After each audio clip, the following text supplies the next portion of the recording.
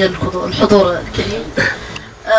نحن كإعلاميين بالأرض المحتلة لا نبحث عن الاحترافية بقدر ما نبحث عن عكس صورة معاناة الصحراويين بالأجزاء المحتلة. كلنا صحراويين إعلاميين طوعنا من أجل أن نوسع خبرتنا في هذا المجال الإعلامي، نبحث عن أننا نتوغلوا في معاناة هذا الشعب الأبي الذي يستهدف في مختلف المجالات سواء كانت السياسية، الاقتصادية، الاجتماعية وحتى الثقافية. بالنسبة لنا كشباب في مقتبل العمر إعلاميين، أول مرة أنا بالنسبة لي تعاملت مع التلفزيون الصحراوي ولي تجربة مع التلفزة الوطنية ل3 سنوات. كانت تجربة عشوائية أقول، ولكن كانت بالفعل غنية بما عشته في تلك المرحلة وفي هذه المرحلة التي طالت 3 سنوات. اندمجت فعلا مع معاناة هذا الشعب الأبي. زرت العائلات التي اغتيل أبناؤها، زرت عائلات اعتقل أبناؤها، زرت عائلات اختطف أبناؤها، زرت عائلات دهمت منازلها، وتقربت من ذلك الواقع المرير الذي يعيشه الشعب الصحراوي من تجربتي المتواضعة. لا أبحث عن الاحترافية وغيرها، ولكن ذلك يأتي بالنسبة للاحترافية تأتي من التجربة الميدانية. ليس لنا شواهد، لم نتمكن من الحصول على شواهد في عالم الصحافة وفي المعاهد للصحافة، في المعاهد العليا للصحافة، ولكن تحصلنا على شواهد ميدانية محضة صنعنا منها صفحة على الخريطة. الحضور الكريم اخترت أن أجهز محاضرة مختصرة عن دور الإعلام في مسار التحرير الوطني، مما لا شك فيه أن الشرائع السماوية والمواثيق والقوانين الدولية بأسرها وعلى مر العصور أعطت الحق للشعوب المحتلة في مقاومة المحتل وإجبار الاحتلال على الخروج من أرضها. وإن شعبنا الصحراوي المناضل يخوض معركة التحرر الوطني بتأطير من الجبهة الشعبية لتحرير الساقية الحمراء وادي الذهب. وأقول الجبهة الشعبية لتحرير الساقية الحمراء وادي الذهب كممثل وحيد وأوحد للشعب الصحراوي، وليست هناك جبهة غيرها، للخلاص من الاحتلال المغربي الغاشم منذ 38 سنة جاثم على قلوبنا نحن الصحراويون بالأراضي المحتلة وجنوب المغرب. أصبح النضال ثقافة شعبية لدى كافة الصحراويين والصحراويات، لدى السياسيين، لدى المثقفين، لدى الحقوقيين والإعلاميين، يستخدمون كل الوسائل المشروعة من أجل نصرة قضيتهم العادلة الوطنية، حيث أن الإعلامي إلى جانب الحقوقي والسياسي والمثقف الكل يسير في مسار واحد، مسار المقاومة الشعبية حتى تحقيق الأهداف الوطنية وإقامة الدولة الصحراوية على كامل أراضي الصحراء الغربية. بخصوص دور الإعلام في إبراز القضية الوطنية ونفض الغبار عن نضالات الشعب الصحراوي بالمدن المحتلة وجنوب المغرب، فإننا كإعلاميين صحراويين نخوض بشكل يومي معارك إعلامية كما يطلق عليها الكثيرون من السياسيين ورجال الفكر والحقوقيين. عادة ما يستخدم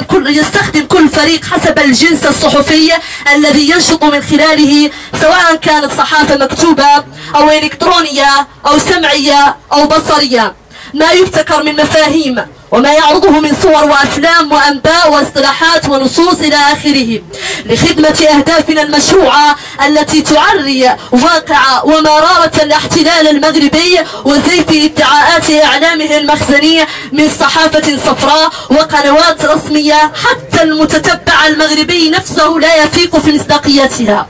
لكنه من الواضح عبر التاريخ أن الإعلام الذي يستخدم لتحقيق أهداف شريرة، أقول أهداف شريرة، أو للدعوة للخضوع لقوى الاحتلال والهيمنة محكوم عليه ضمنيا بالفشل والهزيمة، وهو غالبا لا يتمكن من المحافظة على خطابه أو دعواه إلا لفترة قصيرة، لأنه يناقض المصالح الملموسة للناس والأمم سواء كانت قريبة أو بعيدة المدى. فحركة التاريخ لا يمكن كما يستدل عليها في مجرى هذا التاريخ أن تستمر بالتراجع أو تتوقف عند ظاهرة تحققت بفعل حركة سلبية وظفت إعلامها في ظروف معينة لخدمة أهداف تتناقض مع مصالح وحقوق الشعب الصحراوي ومع مصالح الجبهة الشعبية لتحرير الساقية الحمراء والدجاج.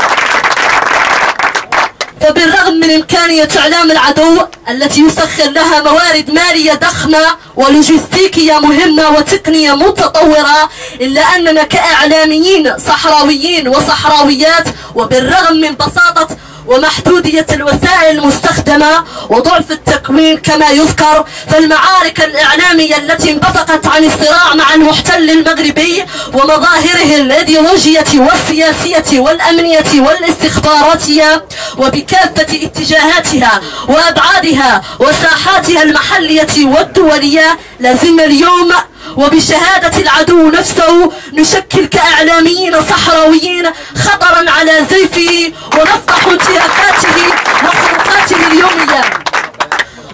انتهاكاته وخروقاته اليومية لحقوق الإنسان في كافة مدن الصحراء الغربية، وننقل بالصوت والصورة ما يحدث من واقع وأحداث أول بأول. فمثل ما يترافق وينتج عن كل صراع بين فئتين أو قوتين متناقضتين ومتناحرتين منذ عقود، فإن أكثر ما يميز الخطاب المغربي الإعلامي هو سعيه إلى إنتاج ثقافة تروج للاستسلام والخضوع والتخلي عن الحقوق وترسيخ أفكار يستهلكها المواطن الصحراوي بشكل يومي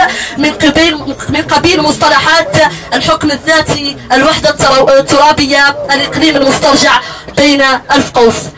في حين يقوم الإعلام الصحراوي المقاوم بتعزيز ثقافة النضال الشعبي والجماهيري وتصدي للاحتلال ورفض الخضوع والاستسلام والتنازل عن الحقوق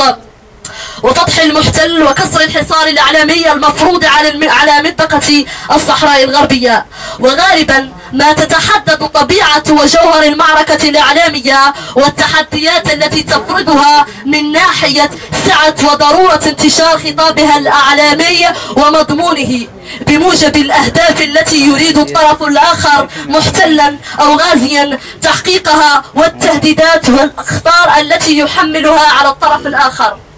لذلك كان من الطبيعي أن يميز الإعلام الصحراوي المقاوم كما ذكر الأخ حسن أبا خطاب إعلامي يتضمن بالضرورة استخدام الاصطلاحات والمفاهيم والقيم التي تؤدي وتدفع إلى حماية الحقوق الوطنية والوحدة الشعبية وتكرس المفاهيم الكونية لحقوق الإنسان. فالإعلامي الصحراوي لا يعيش في جزيرة منفصلة عن الحراك السلمي الصحراوي، ولا يعمل بعيدا عن التطورات المحلية والإقليمية والعالمية، وفي الوقت نفسه يحتاج لأدوات وأدبيات فكرية ومنهجية وآليات في الطرح الذي يكسبه خبرات لصياغة وترتيب أولويات الأحداث والأخبار. أما بالنسبة للغة المستخدمة في الخطاب الإعلامي الصحراوي، هي ذاتها اللغة التي تستعمل في نطاق حقل الخطاب السياسي والحقوقي، وينفرد عنه الخطاب الإعلامي الصحراوي بقدرته على إعادة إنتاج الخطاب السياسي والحقوقي بشكل يسهل معه التلقي من طرف الرأي العام الصحراوي بكافة مشاربه ومستوياته التعليمية وتواجده المجالي الجغرافي كمثل المناطق المحتلة من الصحراء الغربية، جنوب المغرب، مخيمات العزة والكرامة، دول الشتات. ولعل أبرز أدوار الإعلام الصحراوي المقاوم ودوره السياسي الذي يسعى للمحافظة على معنويات الشعب الصحراوي مرتفعة من دون التخلي عن تزويد جمهوره بمعلومات حقيقية على نحو مستمر، مع المحافظة على وضوح الرؤية لطبيعة الصراع في مستواه الاستراتيجي، ويوفر لجمهوره أرضية من الوعي والتحريض الفكري، ويخاطب التفكير ويعزز القناعات لإنتاج مواقف لها صفة الدوام ولا تتوقف بمجرد توقف الخطاب الإعلامي، بل يمكن أن تؤطر المواطن الصحراوي وتنوره لمعرفة جميع حقوقه وعدم التفريط بأي جزء منها، ويتكون لدى المواطن الصحراوي وعي حقيقي مستمر ينمو معه ويعيش بداخله ويلازمه يوميا بأن لا حرية بدون تضحية.